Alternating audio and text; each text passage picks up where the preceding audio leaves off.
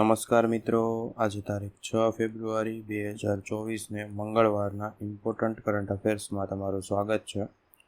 દરરોજની જેમ સૌપ્રથમ વનલાઇનર્સ જોઈશું અને ત્યારબાદ જે ઇમ્પોર્ટન્ટ કરંટ અફેર્સ છે તેને આપણે ડિટેલમાં જોઈશું. આ વિડીયોની PDF તમને મારી ટેલિગ્રામ ચેનલમાં મળી રહેશે, જેની લિંક વિડીયોની નીચે ડિસ્ક્રિપ્શનમાં આપેલી છે. તો શરૂ કરીએ વનલાઇનર્સથી. અમદાવાદ ખાતે ગોલ્ફ ફેડરેશન દ્વારા GFI ટૂર 2024ની શરૂઆત કરવામાં આવી છે. ઋષિકેશ ખાતે ભારતના સૌથી મોટા ગ્રીન હાઇડ્રોજન પાયલટ પ્રોજેક્ટનું અનાવરણ કરવામાં આવ્યું છે. ભારતીય સૈન્યમાં ટ્રેપ શૂટર હવાલદાર પ્રીતિ રજકને સુબેદારનો હોદ્દો મેળવનાર પ્રથમ મહિલા ઓફિસર બન્યા છે. કાપડ મંત્રાલય દ્વારા વિજયવાડા ખાતે ટેકનિકલ કાપડ પર રાષ્ટ્રીય પરિષદ એટલે કે નેશનલ કોન્ફરન્સનું આયોજન કરવામાં આવ્યું હતું.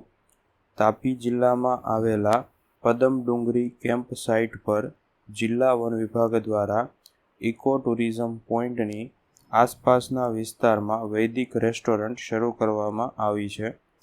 કચ્છમાં આવતા પ્રવાસીઓની સુરક્ષા માટે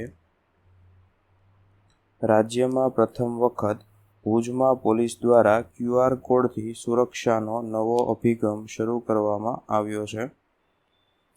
સૌરાષ્ટ્ર યુનિવર્સિટી ખાતે ઓજસ્વીની નારી શક્તિ સંમેલનનું આયોજન કરવામાં આવ્યું હતું. હું અટલ બોલું છું પુસ્તકના લેખક ડૉક્ટર જગદીશ ભાવસાર છે. સંગીતકાર શંકર મહાદેવન અને ઝાકિર હુસેનના ફ્યુઝન બેન્ડે પ્રતિષ્ઠિત ગ્રેમી એવોર્ડ જીત્યો છે. મહારાષ્ટ્ર સરકારે અમુક શારીરિક અથવા માનસિક વિકલાંગતાથી પીડાતા વરિષ્ઠ નાગરિકો માટે મુખ્યમંત્રી વયોશ્રી યોજના રજૂ કરી છે. DRDO એટલે કે ભારતીય defence research and development organisation દ્વારા હાઈસ્પીડ એક્સપાન્ડેબલ એરિયલ ટાર્ગેટ અભ્યાસની સફળ ફ્લાઇટ ટ્રાયલ પૂર્ણ કરવામાં આવી છે. RECએ સસ્ટેનેબલ ફાઇનાન્સ 2024 માટે એસેટ AAA એવોર્ડ્સમાં શ્રેષ્ઠ ગ્રીન બોન્ડ કોર્પોરેટ એવોર્ડ જીત્યો છે. આ સાથે આજના વનલાઇનર્સ પૂર્ણ થયા. હવે જે ઇમ્પોર્ટન્ટ કરંટ અફેર્સ છે તેને આપણે ડિટેલમાં જોઈશું. તો પહેલું છે ભારતનો સૌથી મોટો ગ્રીન હાઇડ્રોજનનો પાયલોટ પ્રોજેક્ટ. ભારતના સૌથી મોટા ગ્રીન હાઇડ્રોજન પાવર પ્રોજેક્ટનું THDC ઇન્ડિયા લિમિટેડ ઓફિસ સંકુલ ઋષિકેશ ખાતે અનાવરણ કરવામાં આવ્યું હતું. Pilot project 1 megawatt rooftop solar પ્લાન્ટનો ઉપયોગ કરી દરરોજ 50 કિલોગ્રામ ગ્રીન હાઇડ્રોજનનું ઉત્પાદન કરશે. આ હાઇડ્રોજનને 2 ટાંકીમાં સંગ્રહિત કરવામાં આવશે અને 70 કિલોવોટ PEM એટલે કે proton exchange membrane fuel cell દ્વારા THDCIL ઓફિસ સંકુલને પ્રકાશિત કરવા માટે રાત્રિ દરમિયાન તેનો ઉપયોગ કરવામાં આવશે. ગ્રીન હાઇડ્રોજન એ સ્વચ્છ ઉર્જા સ્ત્રોત છે જે પુનઃપ્રાપ્ય વીજળીનો ઉપયોગ કરીને પાણીને વિભાજિત કરી ઉત્પન્ન કરવામાં આવે છે, જેથી તેને નવીનીકરણીય હાઇડ્રોજન તરીકે પણ ઓળખવામાં આવે છે. ગ્રીન હાઇડ્રોજનનું વિદ્યુત વિચ્છેદન વિશ્લેષણ દ્વારા ઉત્પન્ન કરવામાં આવે છે, જે પાણીને હાઇડ્રોજન અને ઓક્સિજનમાં વિભાજિત કરે છે. ત્યારબાદ પ્રીતિ રજક કે જેઓ ભારતીય સેનાના પ્રથમ મહિલા સુબેદાર બન્યા છે, તેમના વિશે જોઈએ તો ભારતીય સૈન્યમાં ટ્રેપ શૂટર હવાલદાર તરીકે કાર્યરત પ્રીતિ રજકને સુબેદારના પ્રતિષ્ઠિત પદ પર બઢતી મળ્યા બાદ તેઓ ભારતીય સેનામાં સુબેદારનો હોદ્દો મેળવનારી પ્રથમ મહિલા બની છે. સુબેદાર પ્રીતિ રજક 22 ડિસેમ્બર 2022ના રોજ લશ્કરી પોલીસ કોર્પ્સમાં જોડાયા હતા. હવાલદાર તરીકે આર્મીમાં નોંધાયેલ શૂટિંગ શિસ્તમાં તેઓ પ્રથમ મેરિયટ સ્પોર્ટ્સ વુમન હતા. ટ્રેપ શૂટર તરીકે તેમણે ચીનના હાંગઝોંગમાં યોજાયેલી 19મી એશિયન ગેમ્સ 2022માં ટ્રેપ મહિલા ટીમ ઇવેન્ટમાં સિલ્વર મેડલ જીત્યો હતો. તેમની આ સિદ્ધિના આધારે તેમને સુબેદાર માટે પ્રથમ આઉટ ઓફ ટર્ન પ્રમોશનથી નવાજવામાં આવ્યા હતા. હાલમાં ભારતમાં સુબેદાર રજક ટ્રેપ વુમન ઇવેન્ટમાં 6ઠ્ઠા ક્રમે છે અને પેરિસ ઓલિમ્પિક ગેમ્સ 2024ની તૈયારી માટે આર્મી માર્ક્સમેન યુનિટ એટલે કે AMUમાં તાલીમ લઈ રહ્યા છે.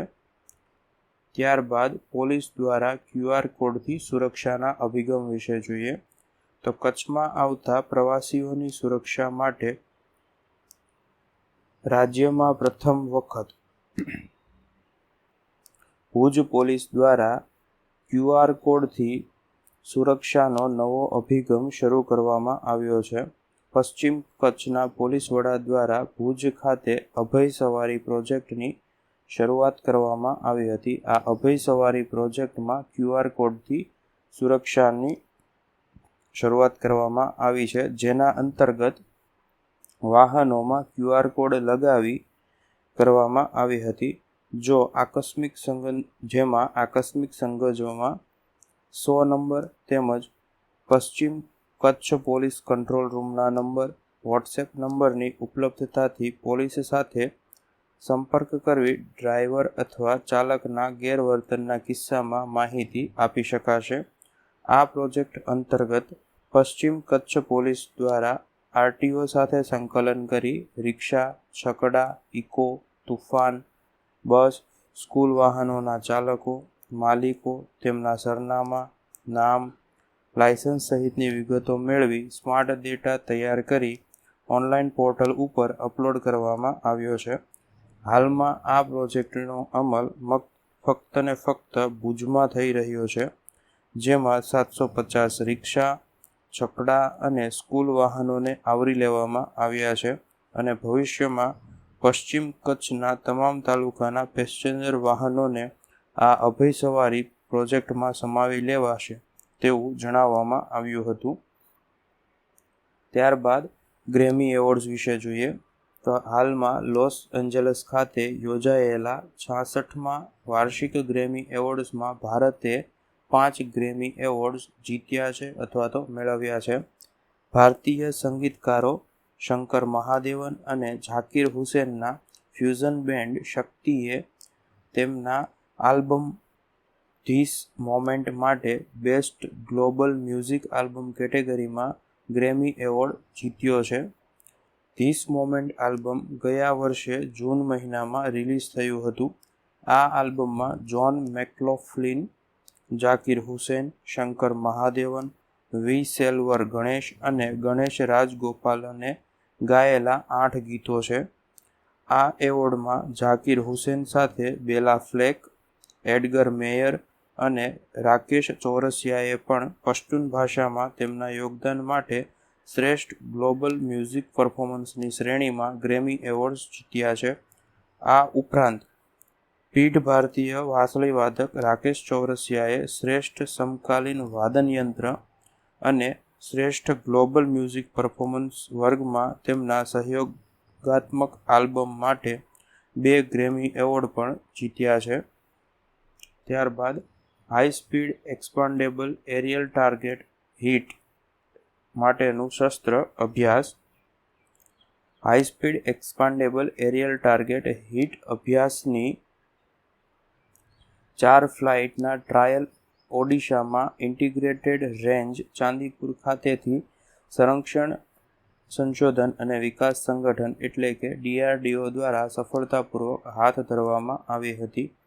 આ ટ્રાયલમાં જુદા જુદા 4 ઉદ્દેશો સાથે એડવાન્સ સિસ્ટમ લેબોરેટરી હૈદરાબાદ દ્વારા ડિઝાઇન કરાયેલ સિંગલ બૂસ્ટરનો ઉપયોગ કરીને સુધારેલા મજબૂત રૂપરેખાંકનમાં લોન્ચ પ્રવેગને ઘટાડવા માટે હાથ ધરવામાં આવી હતી. બૂસ્ટરનું સુરક્ષિત પ્રકાશન, લોન્ચર ક્લિયરન્સ અને પ્રક્ષેપણ વેગના જરૂરી અંત સુધી પહોંચવા જેવા ઉદ્દેશો પ્રાપ્ત થયા હતા. આ ઉપરાંત ફ્લાઇટ ટ્રાયલ દરમિયાન જરૂરી સહનશક્તિ, ઝડપી, ચાલાકી, ઊંચાઈ અને શ્રેણી જેવા વિવિધ પરિણામોને સફળતાપૂર્વક માન્ય કરવામાં આવ્યા હતા. DRDOના એરોનોટિકલ ડેવલપમેન્ટ એસ્ટાબ્લિશ્ડ એટલે કે એડીઈ દ્વારા ડિઝાઇન કરાયેલ અભ્યાસ શસ્ત્ર પ્રણાલીના અભ્યાસ માટે વાસ્તવિક ખતરાનું દૃશ્ય પ્રદાન કરે છે, જે એડીએ દ્વારા સ્વદેશી રીતે બનાવેલ ઓટોપાયલોટની મદદથી સ્વાયત્ત ઉડ્ડયન માટે બનાવવામાં આવ્યું છે. આ ઉપરાંત તેમાં શસ્ત્ર પ્રેક્ટિસ માટે જરૂરી રડાર ક્રોસ સેક્શન, વિઝ્યુઅલ અને ઇન્ફ્રારેડ ઓગમેન્ટેશન સિસ્ટમ છે. આ ઉપરાંત તેમાં લેપટોપ આધારિત ગ્રાઉન્ડ કંટ્રોલ સિસ્ટમ છે, જેની સાથે એરક્રાફ્ટને એકીકૃત કરી શકાય છે અને પ્રી ફ્લાઇટ ચેક, ફ્લાઇટ દરમિયાન ડેટા રેકોર્ડિંગ, ફ્લાઇટ પછી રિપ્લે અને પોસ્ટ ફ્લાઇટ વિશ્લેષણ પણ કરી શકાય છે. અભ્યાસને ન્યૂનતમ લોજિસ્ટિક્સની જરૂર છે અને આયાતી સમકક્ષ ખર્ચની તુલનામાં તેનો ખર્ચ અસરકારક છે. તાજેતરમાં પરીક્ષણ કરાયેલ સિસ્ટમ પ્રોડક્શન એજન્સીઓમાં હિન્દુસ્તાન એરોનોટિક્સ લિમિટેડ HAL અને લાન્સર એન્ડ ટુર્બો એટલે કે L&T ડિફેન્સ દ્વારા સાકાર કરવામાં આવી હતી. આ ઓળખાયેલી પ્રોડક્શન કંપનીઓ સાથે અભ્યાસ ઉત્પાદન માટે તૈયાર છે અને સિસ્ટમમાં નિકાસની સંભાવના જોતા તેને મિત્ર દેશોને ઓફર કરી શકાશે. આ સાથે આજના કરંટ અફેર્સ પૂર્ણ થયા. જો વિડીયો ગમ્યો હોય તો લાઈક કરજો. વિડીયો અન્યને ઉપયોગી થાય તેવું જણાય તો વિડીયો તેમની સાથે શેર કરજો. વિડીયો અંગેના પ્રતિભાવો વિડીયોની નીચે કોમેન્ટ દ્વારા જણાવી શકો છો અને દરરોજ આવી કરંટ અફેર્સને લગતી વિડીયો અપડેટ્સ મેળવવા માટે ચેનલને સબસ્ક્રાઇબ કરજો. Thank you.